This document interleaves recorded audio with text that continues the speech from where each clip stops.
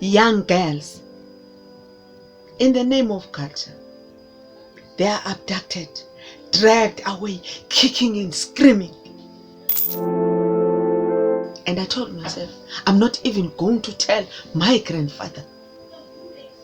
I knew my grandfather loved me. I knew he would protect me with his life, but not on this one. I kept it to myself. My mother was not there, as she was working in Johannesburg. And as I was growing up, I always had this fear that there will come a time when I will get my periods.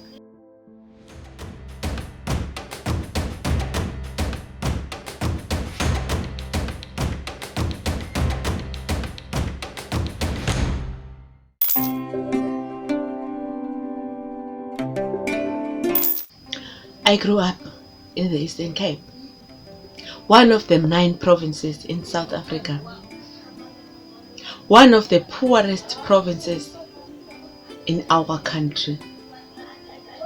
I was raised by my grandfather with my siblings. My mother was not there, as she was working in Johannesburg.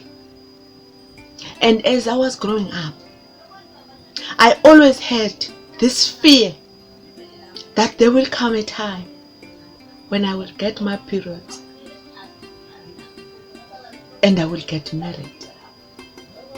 We could hear older people talking. So and so has become a woman and now she can get married. We could hear our parents now counting the cows that they will get because you are a girl now or you are a woman. I wanted to be educated and I wanted so much to go to school. And I told myself and I vowed to myself that when I get my menstruation, I will never tell anyone. I heard from the older girls that you could cut some pieces of cloth or you take a newspaper just to prevent the blood from coming out of your panties. One day, I felt something strange. I went to pee, and when I looked at my panty, there was blood in it. And I knew at that time that the time has come. And I told myself, I'm not even going to tell my grandfather. I knew my grandfather loved me. I knew he would protect me with his life, but not on this one. I kept it to myself. I looked for my old t-shirt and I cut that old t-shirt into tiny cloths just to put for my menstruation. I didn't know there was something called a sanitary towel. I didn't know that there were things that were called pads that I can use. I grew up in the village. I never went to a city. I didn't know anything about sanitary towels. Even the older girls, I don't think they knew. There was this fear that menstruation was a taboo subject in our community. Even older women, when they were talking about it, they would talk about it in harsh voices so that you could not hear. It was as if it was a mistake or a sin for a girl to get her periods. So when it happened to me, I kept quiet. I used my old t-shirt, and one day I had a friend's mother who was my neighbor and the other lady talking about me. They were asking themselves why this one has not got her periods because she's old enough. I just laughed because I knew I will never tell them.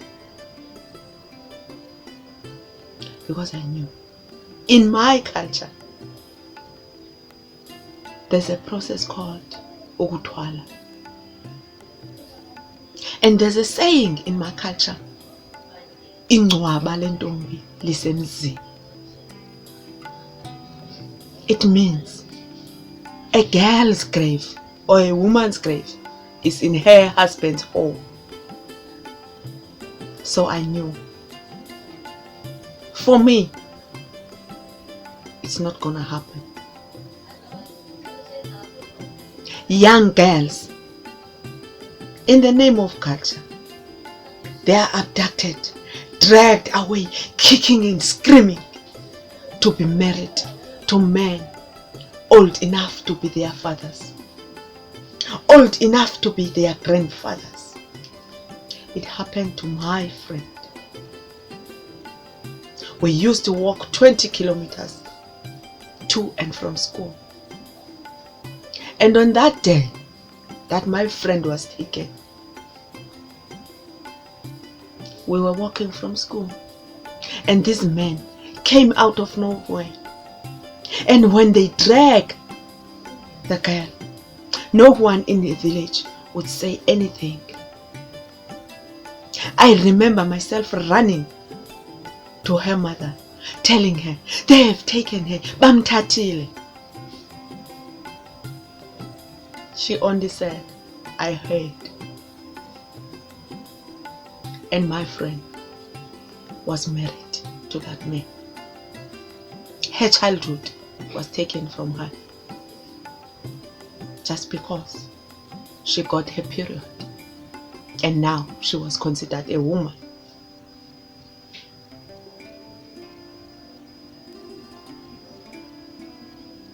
After some years, I came to Cape Town. It's a beautiful city, and it was the first time I heard about sanitary towels. It was the first time I saw them in the shop. I was so confused, not knowing which size or what color should I buy. I had to learn. And today, I embrace my womanhood. I talk about my periods. I talk about everything because I know it's who I am. It's what I am. It's my life. It's my world. I am a woman.